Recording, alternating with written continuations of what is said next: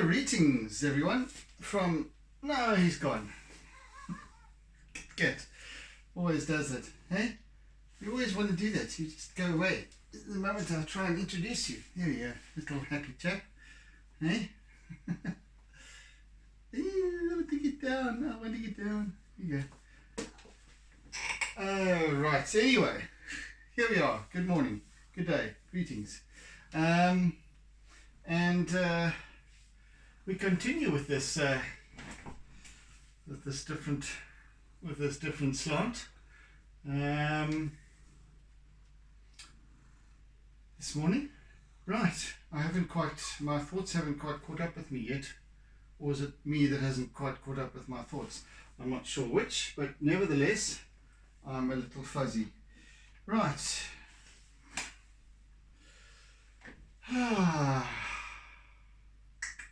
Where should I begin? Where should I begin? We'll just continue with this diggery bit over here.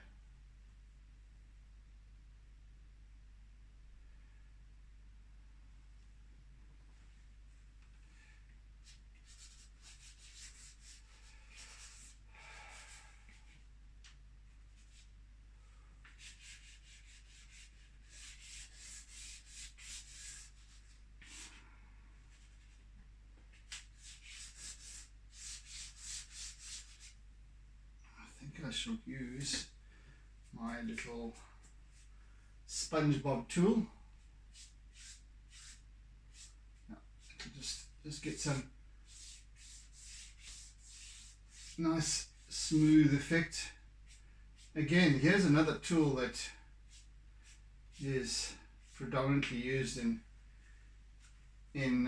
with painting, but I use it how I choose to use it. Just like the eraser, as a blending tool.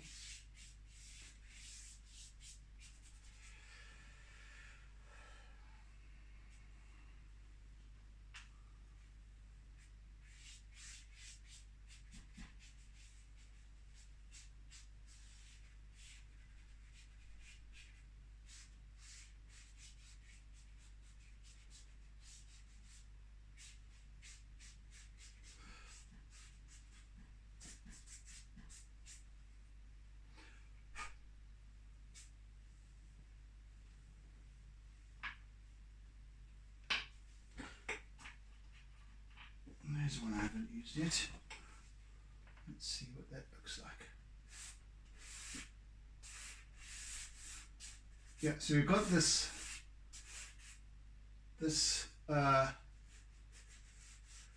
big scoop of the digger at front.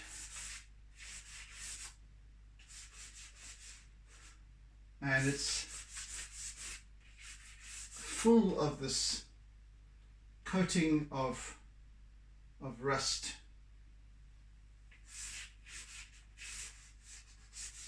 Reddish, brownish, orangish-ish rust.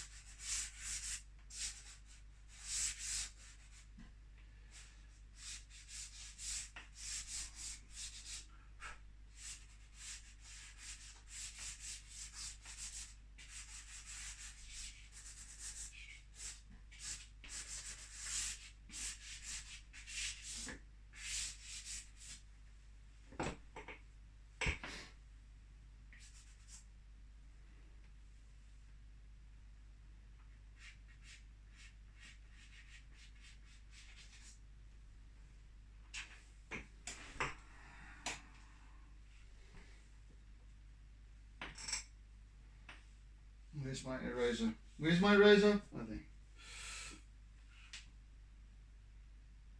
Right. I'm just going to use this again. So, for those of you who have perhaps joined more recently and haven't been acquainted with the fact that I use my eraser quite liberally, not to erase with, however, but as a blending tool, and a very effective one at that. So at this point I'm just using the edge of it to just blend all these colors together nicely, and also make them a little bit more subtle so that they're not quite so strident.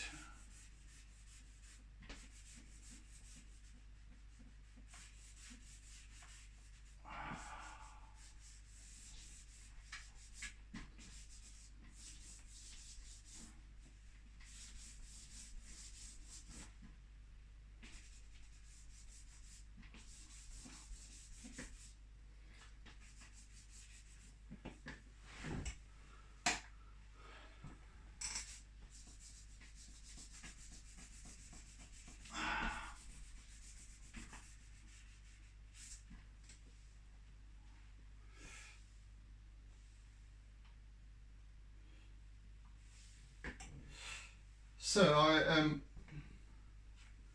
don't really plan on going into the real and in-depth study of diggers and why I've chosen this particular subject, well, or what it represents rather. Digger's digger. It doesn't represent anything. It's not like doesn't have any metaphorical connotations or anything like that. It's just a bloody digger, and it just digs, and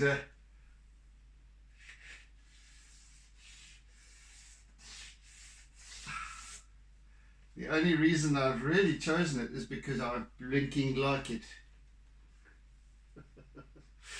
No other reason whatsoever. I've always dug diggers.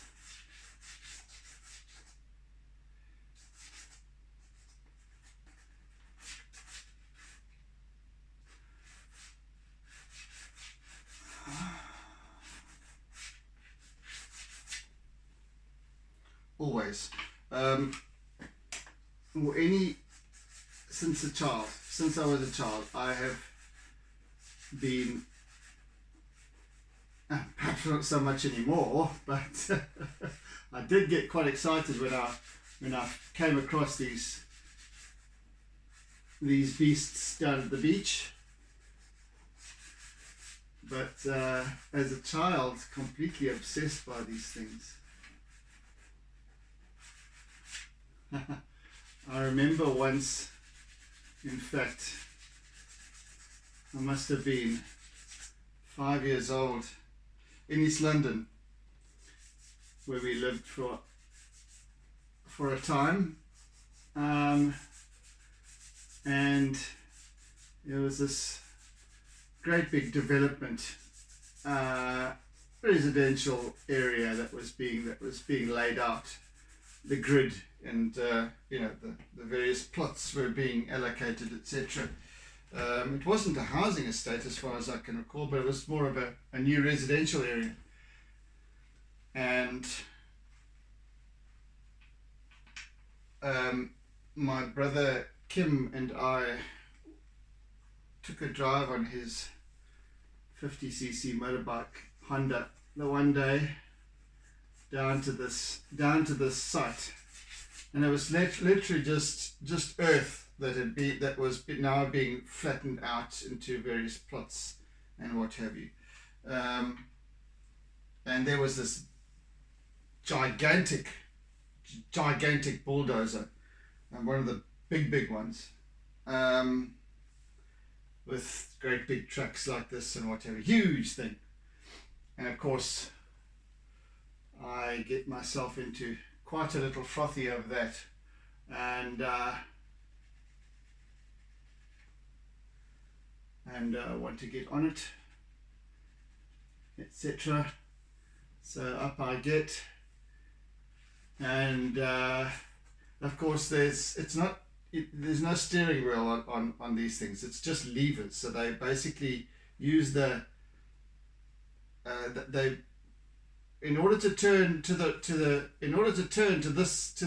right, let's say, you pull the right hand brake lever, so it slows the truck on the right hand side down, so the other one speeds up, so it turns like that. That's how they work. The same with tanks and all these different things. Anyway, well, I didn't know that, of course, then, and that's anyway irrelevant to the story that I'm telling you. But so anyway, I'm sitting on this thing, and there's just levers. There's just big levers everywhere, and knobs and buttons and what have you. So, of course, my naive self, and I'm just in my absolute element, and I start prodding at things. And of course, I don't know how, even to this day, and I have now driven diesel big vehicles, but to this day I don't know how I managed to start the thing, but I did. So this whole thing just erupts, and I didn't. So then Kim tries to get up and to help to see how to turn it off, and it's impossible. Kim probably doesn't even remember this story. I certainly do. It was terrifying.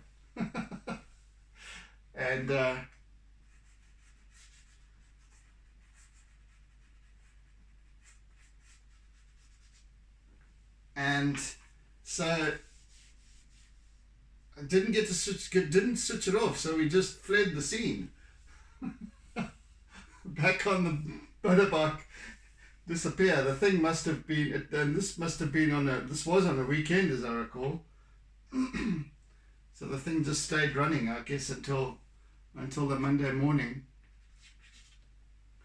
when the workers returned, and the thing, it probably would have run out of diesel by then, I would imagine, and they would have sat there wondering what on earth has gone on. Anyway, I don't know what started this thing, how I managed to, well, I do know how it started because I pressed a button, but how to switch it off, I don't know. Perhaps it's another button, but generally speaking, with a diesel truck, you hit the exhaust brake, which basically slows the engine down and cuts it off. You don't switch it off electronically like we do with or interrupt the electrical supply so that it doesn't feed the engine anymore. So you can't do that with a diesel engine.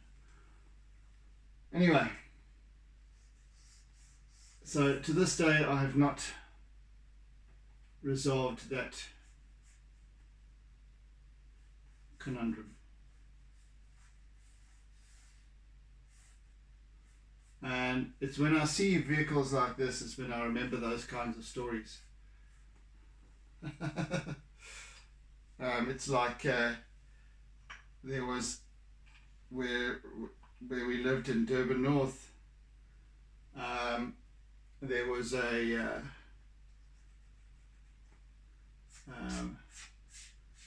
DHS Old Boys Club, Durban High School Old Boys Club grounds all around down below from where we lived, and on the lower field there was a little funny old tractor, and I forget what kind of tractor it was. It wasn't a Massey Ferguson, it was a grey, I forget now, anyway,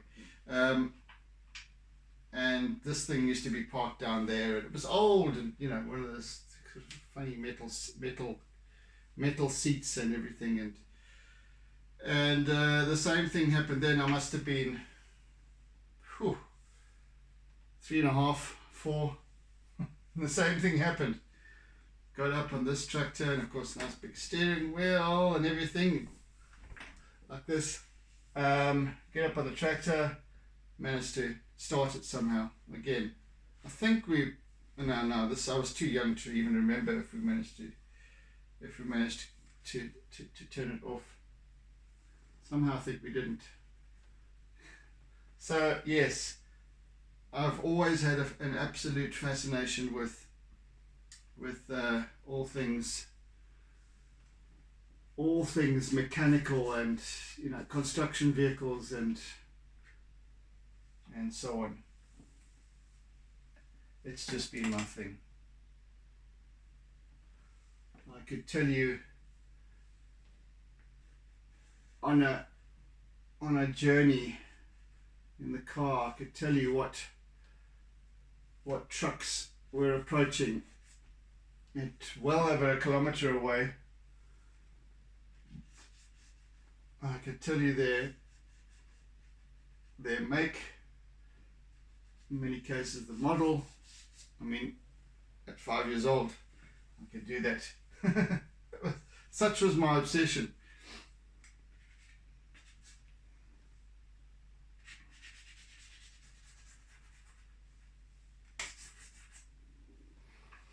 Right.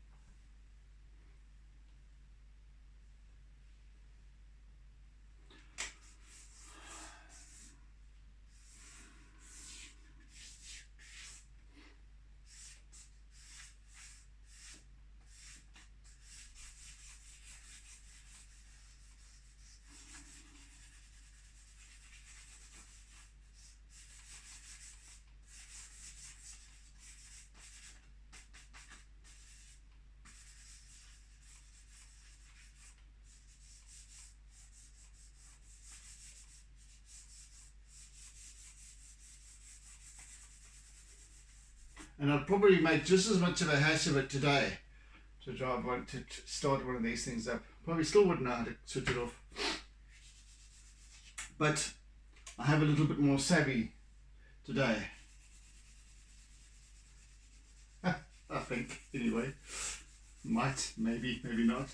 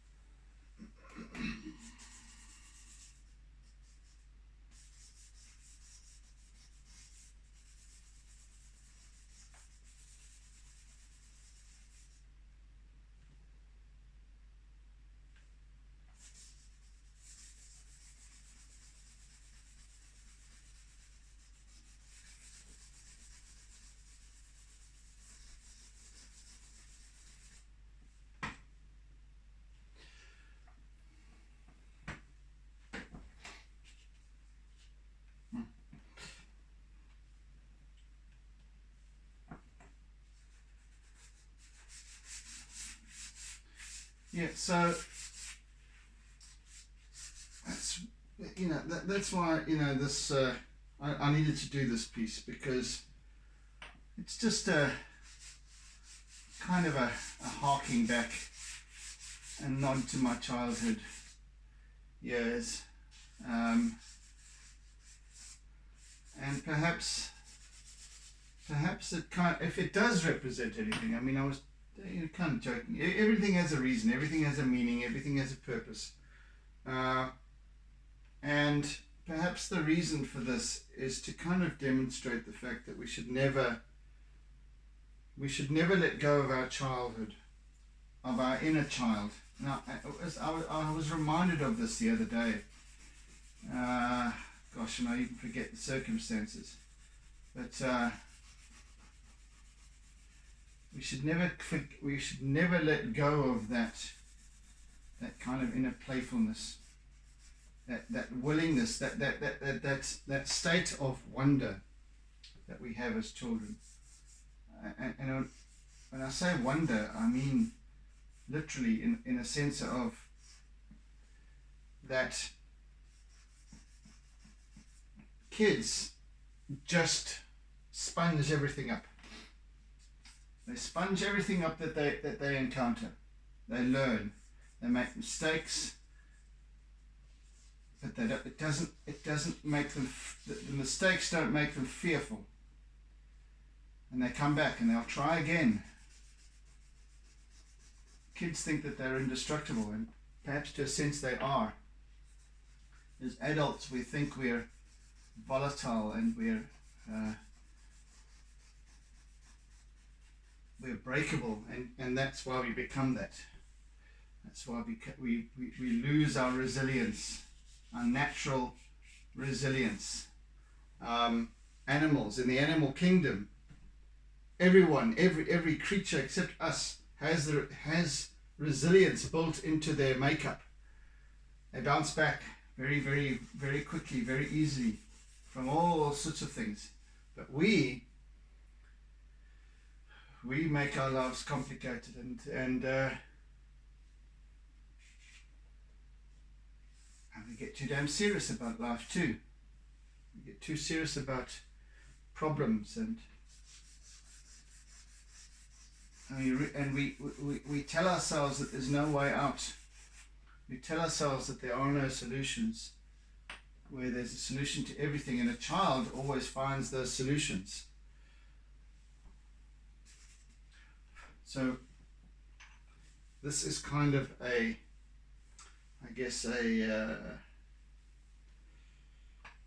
reminder of our childhood expansiveness, this great big thing.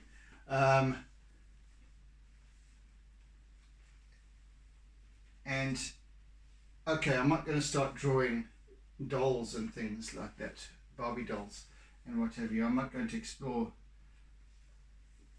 female childhood, but it's kind of the same. There's something raw in the energy of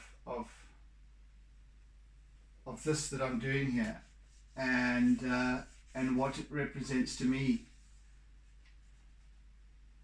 And it's kind of, therefore, what I'm translating is that same kind of passion that I once had for these great big lumbering beasts.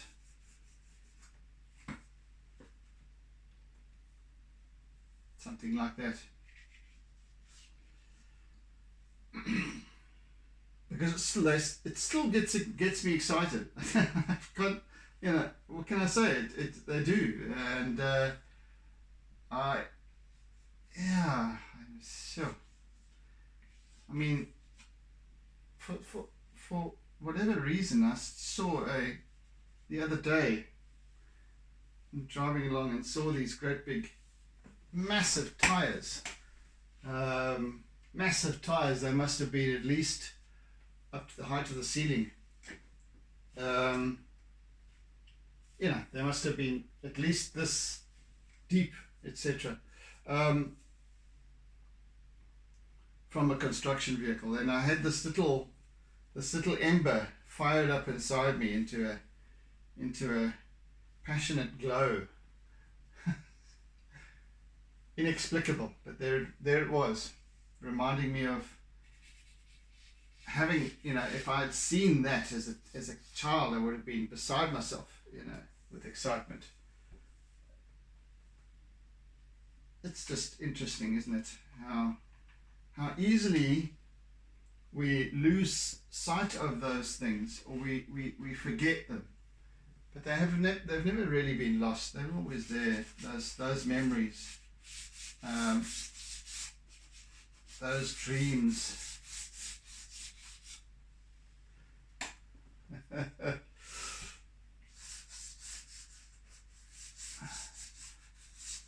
One of my friends posted yesterday, or replied to one of those asks on Facebook when people put a question out there. That was my friend Craig who answered, and it was the question was, if you were what you wanted to be as a child, what would you be now? And he said Superman. Yeah, it's that. It's that I can be whatever I want. Right now, in this moment, I can be anything that I choose. Absolutely anything. And nothing can prevent me from that. Nothing can take that choice away from me. And that's quite interesting, because all too readily, and even more so today in these uncertain times of pandemic and what have you, our choice, we allow our choice to be removed from us, taken away, obliterated, just like that, and all of a sudden we're speaking the same language as what is being shoved down our throats, and we don't even know why. We don't even ask why. We just accept. I'm not one to preach about what we should or shouldn't be doing. I don't have that right. But I do have the right to question, as we all do, and I do have the right to doubt what I'm hearing when I hear it. If something doesn't sit well with me, if something doesn't, because we've all too readily given up on our intuitiveness, that little voice inside of us that says something is wrong. Something is wrong with what I'm hearing. Something is wrong with what I've been told. Something is wrong with everything that I've been told in certain respects. We give that up, and we become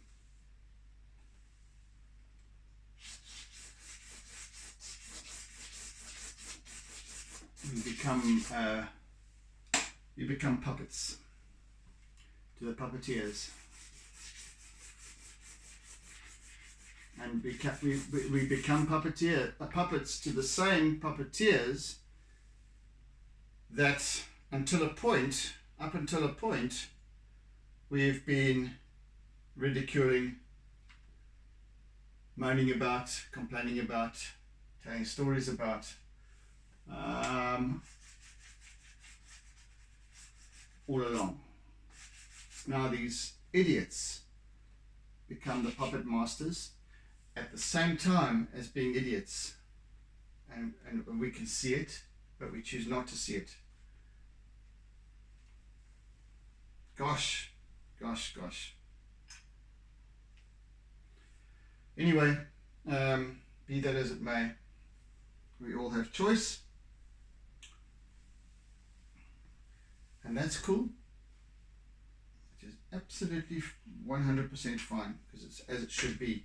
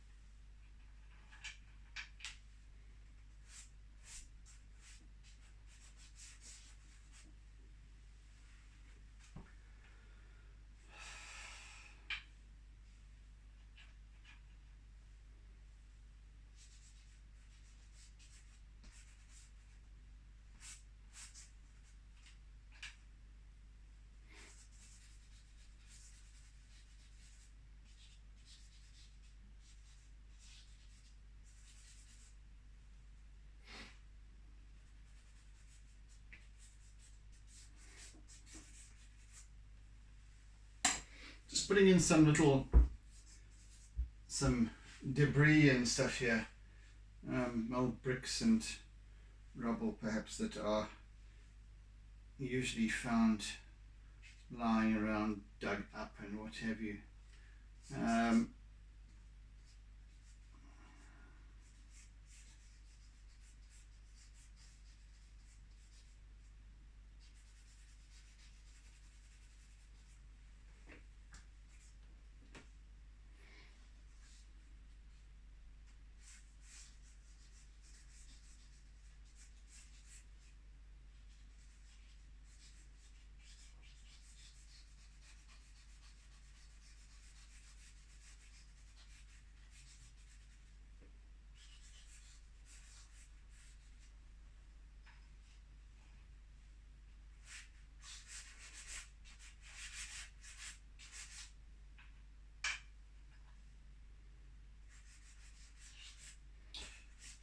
Yeah, so what I was kind of alluding to, I guess, was the fact that we should never give up on our childhood self. We should never turn our back on that, on who we are, because that's in essence who we are, our basic construct as a human being. It is our natural propensity to ask, to question, to learn.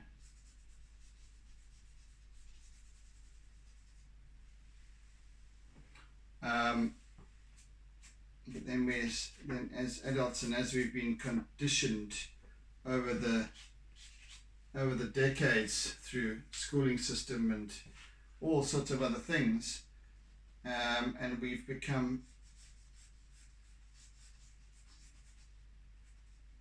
now we don't no longer question, because it's wrong to question. Do as I say. We don't question anymore, and in that sense we start to lose a part of who we are. So we're conditioned through the schooling system, and this is, goodness, it's documented, for heaven's sakes.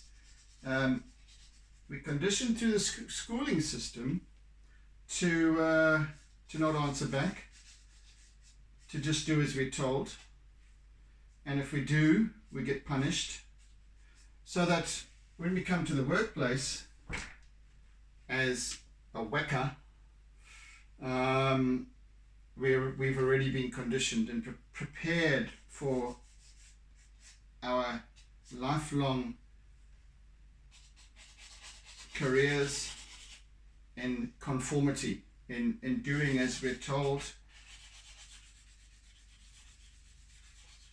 never answering back, never questioning our superiors, all of that kind of stuff. It's crazy, but it's true.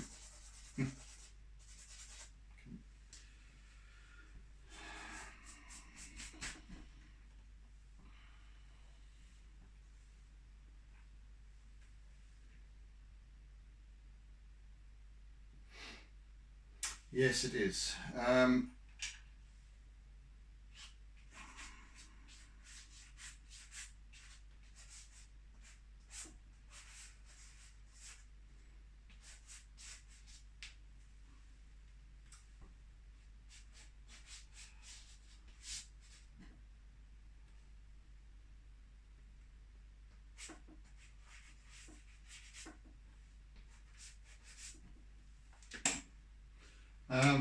Yeah, so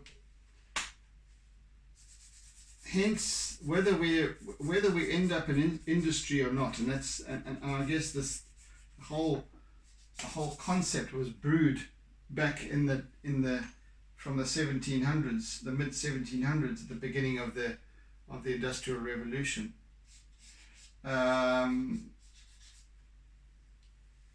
When the schooling systems that we have today were originated.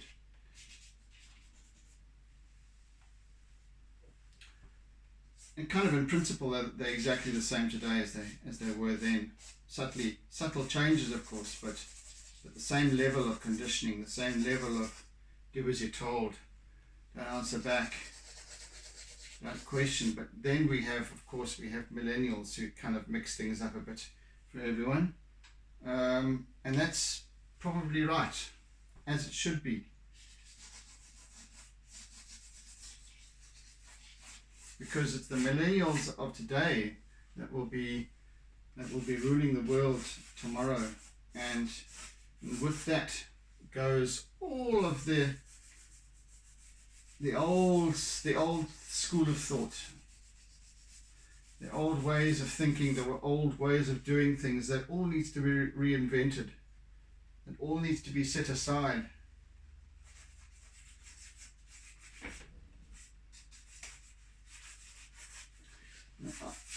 And I don't say that we should be becoming, or we should be reverting to playing in the sand and building tree houses. What I am saying, though, is that we should revert to wonder. We should revert to that childhood, almost innocence of exploration, of questioning, always asking why, but why, but why? Why do I believe what I believe? I've always believed this, but why?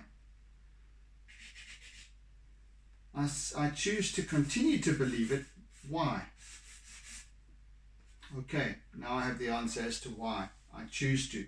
Now you become responsible for the choices that you're making and continue to make. Now you become responsible for what you believe and why you believe it, not just because you're told to believe something. And that has absolutely nothing to do with conspiracy theory and all the rest of it. It's just the very essence of human right.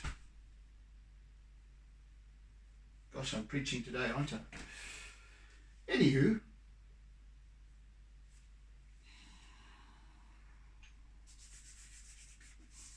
it's because I'm doodling, that's why. I'm talking about another brick in the wall. It's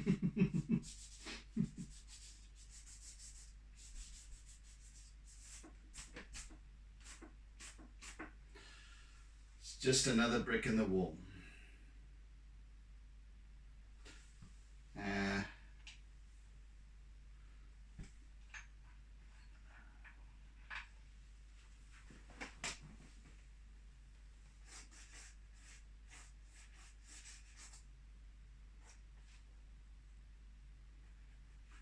And man, oh man, it is. It is just another brick in the wall. What we face on a daily basis, the things that we know that leave us quite, questioning.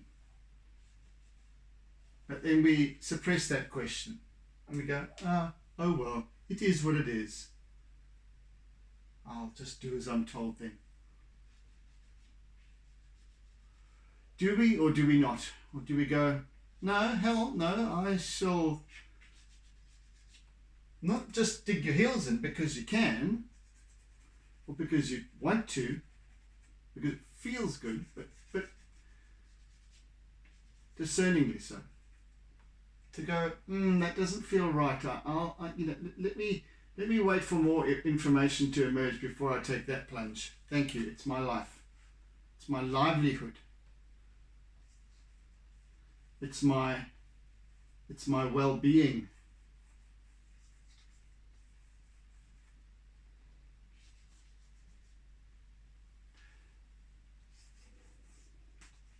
And then we raise a question, and perhaps we find an answer, or perhaps it leads us to another question, and another, and another.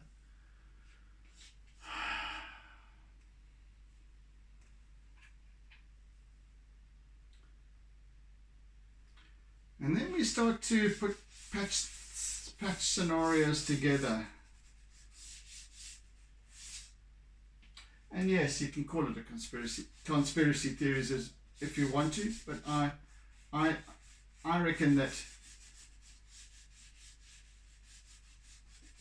just call it responsible thinking, questioning thinking, thinking with wonder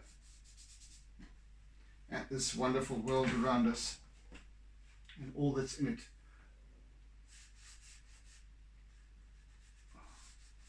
We need to become more questioning. We need to challenge what we're told. We need to challenge the reasoning. We need to challenge the logic.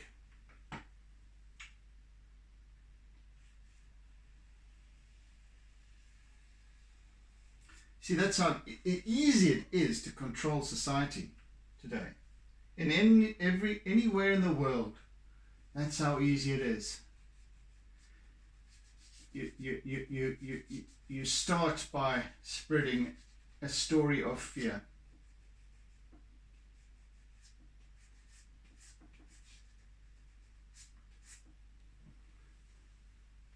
And then all of that education, that conditioning kicks in automatically, and we've got then you've got them. Then it's easy. Then they just puppets on a string. They might sort of go, but I don't like that. But okay.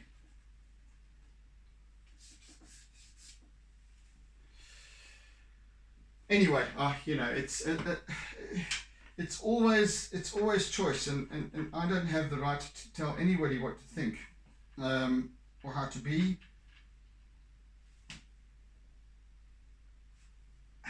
But I have my choice. I certainly do have my own choice. And come what may, I'll exercise that choice.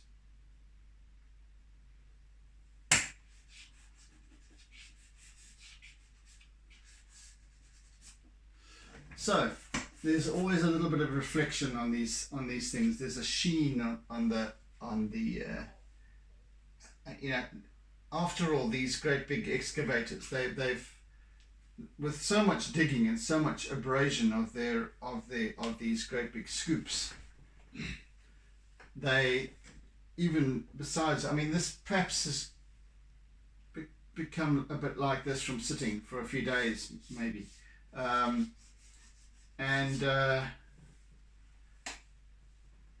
But essentially it's smooth, it's digging in sand continuously, and the sand is abrasive. The sand then, it's like using sandpaper on a piece of wood or a piece of metal. It becomes shiny eventually. Sand it enough and it becomes shiny. So you've got this almost through the rusty film, you've got where's my blue? Come on now.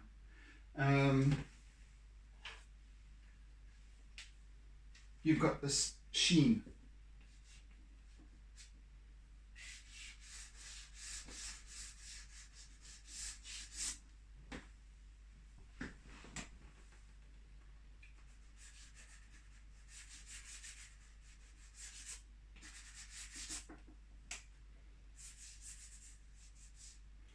So with observation, once again, not everything is as it appears initially. It's not just a rusty bucket. It's something that is, you realize the texture of it and you start to feel it, and then you realize that, hey, there's a little bit of reflection on this, because it's actually not just purely rusty. It's got a rusty sheen, it's got a rusty film on it, but it's underneath that it's highly reflective as well, because of all the digging it's been doing. Depending on the driver, of course, how busy it is.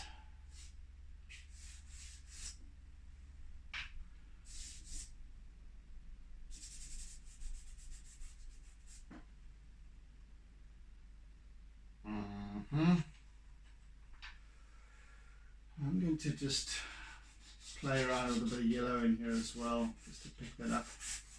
There isn't any, but there is now.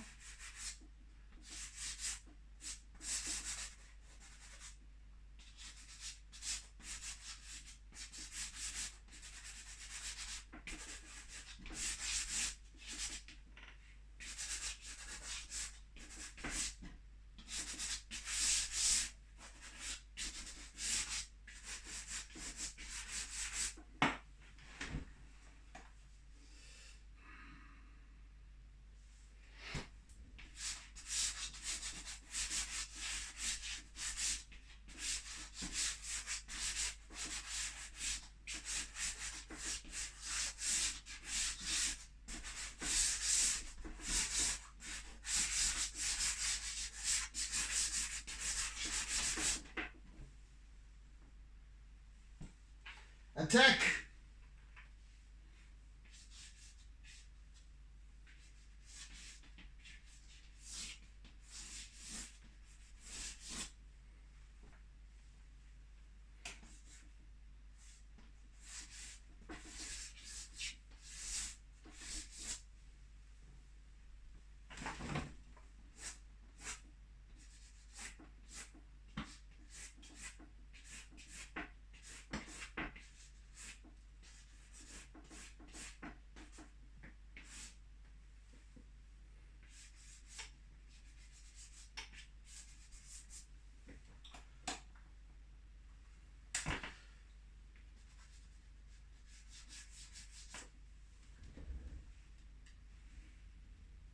Well, it's getting interesting.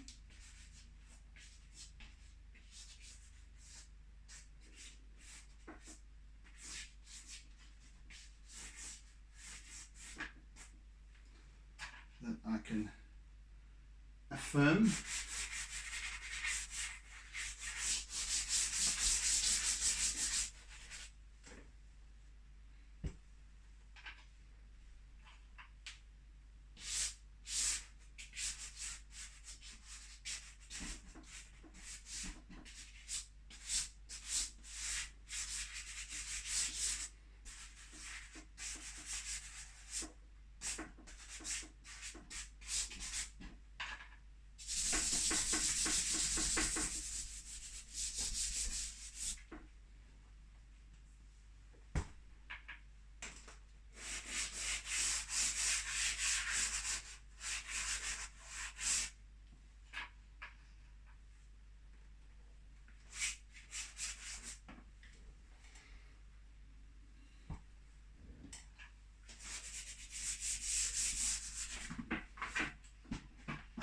Okay, sit down there then.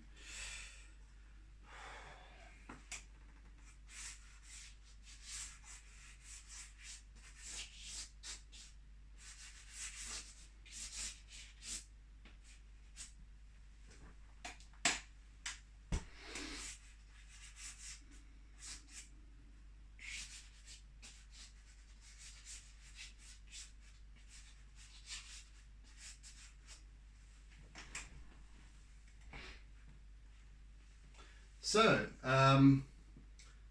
some different colors in here now, and I'm quite liking how these are kind of working together.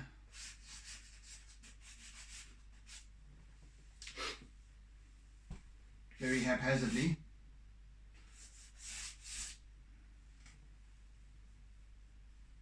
Quite discordantly, but I'm liking it nevertheless.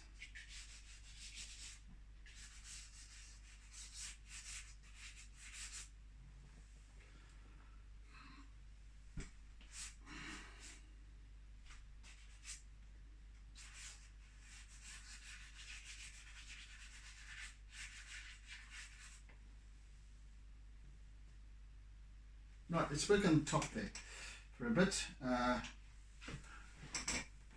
Not too blooming easy.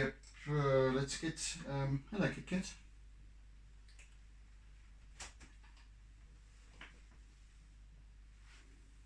Hello.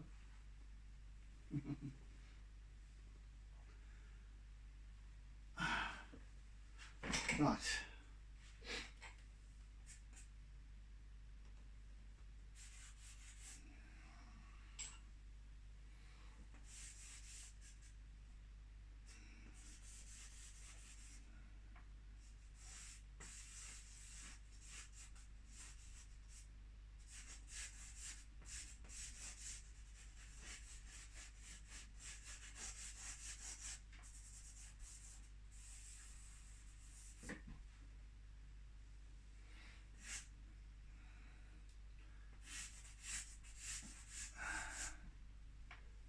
I'm just depicting, not too exactly, not too precisely, the there's a kind of a hinge on top here that holds the bucket, and attached to the hinge is the arm of this, as it comes up, way up and over and down again, and then again more hydraulics and what have you that make this bucket do that.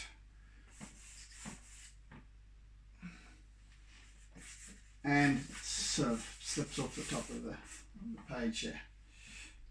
And let me actually just take out a couple of pieces that I want to use up here, and that, and maybe that, and maybe that. What else? That. Okay, let's just put this down here so I can work a little bit closer to the top here for the last 5 minutes of this session or so. Right, we've got some blue happening up here.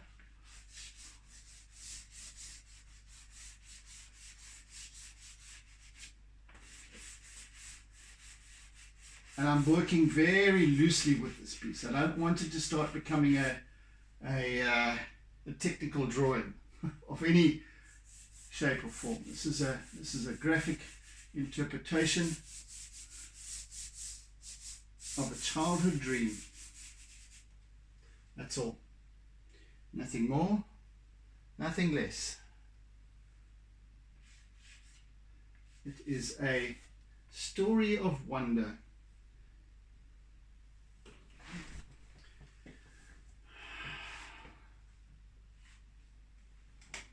Oh, right. I'll have you back, thank you.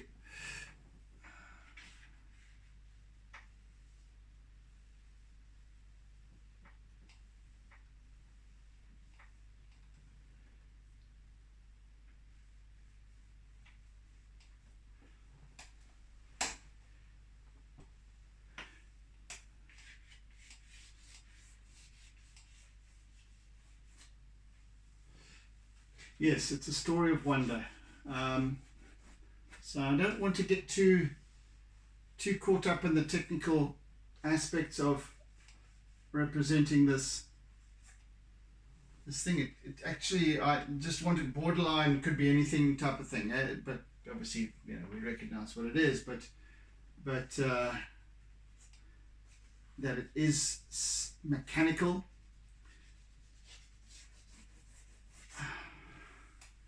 It kind of speaks for itself in a way, in terms of its... Oh, sorry, Kit, I'm cluttering your space here, am I?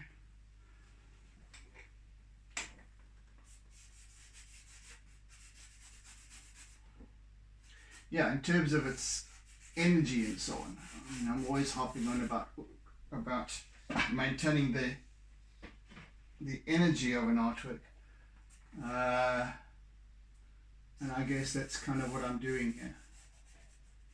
It's maintaining the integrity of this piece energetically, but also letting go of the need to conform. Here we go again, to depicting, copying, and what I see.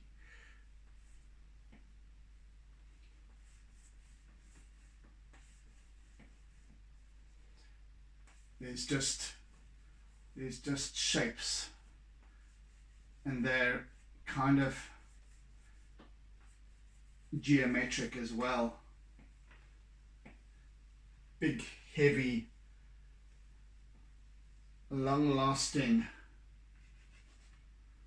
metallic, functional, practical shapes.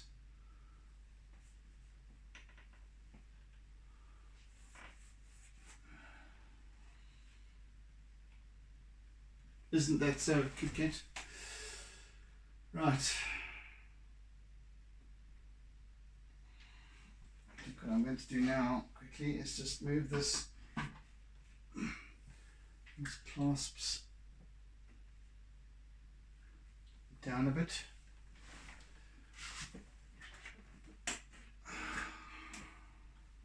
And then move that back down. And I want to put some sky in here. Ooh, only got a few minutes, a couple of minutes left. But anyway, it'll be enough for the time being.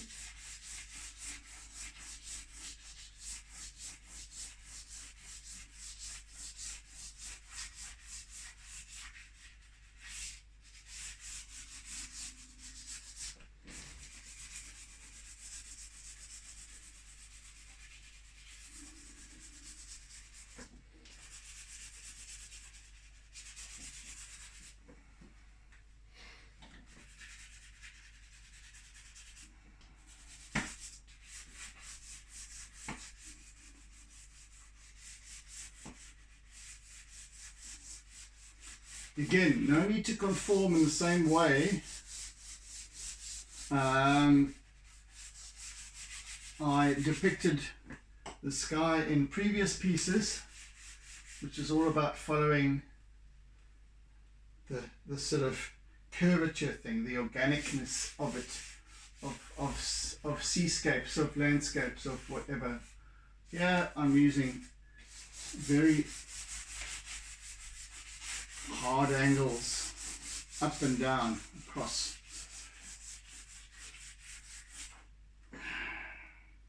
Of course I'm blending at the same time, but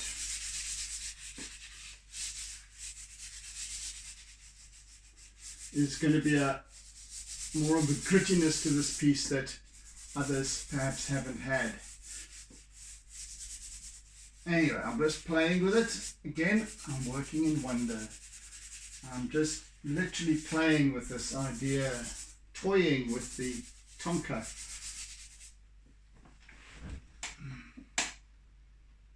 Yes, a little bit more abstract. And I use that term very, very loosely because it's not abstract. You can see what it is. But in terms of the perhaps some of the techniques and executions, I want that sort of graphic abstract quality to start coming through, to start emerging a little bit. I'm just again playing with it. It might lead me towards other further future interpretations. That's what this piece is about, I think. Right, I reckon we're done for today. I'm not sure, I didn't exactly put my timer on to record how long we were spending, but I think we've done enough for today. I'll complete this piece tomorrow, I reckon. Yes, I shall. Yeah, it's getting there. Some more charcoal work to do and what have you tomorrow, but by and large it's coming along. It is coming along. I dig it. Anyway, thank you for joining me today, for joining us rather, Kit Kat and me. Yeah, thank you for bearing with me once again, my mental meanderings and preachings and what have you. Yeah, pinch of salt, people, pinch of salt. Anyway, but yes, thank you for being part of my process. Thank you for engaging with me as you generally do. And thank you for sharing my work. Yes, so have a fantastic day further. Oodles and oodles of toodles. And see you again on the morrow as we hopefully complete this piece. Again, I'm not going to stake my life on it, but I do definitely hope to complete tomorrow. So anyway, take care and goodbye. Cheers, folks. Don't forget to doodle.